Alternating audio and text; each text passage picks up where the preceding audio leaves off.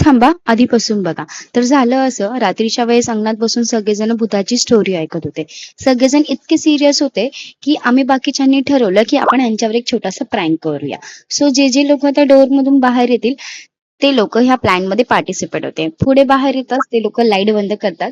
Light लाव जरा. तुझं काय झालं?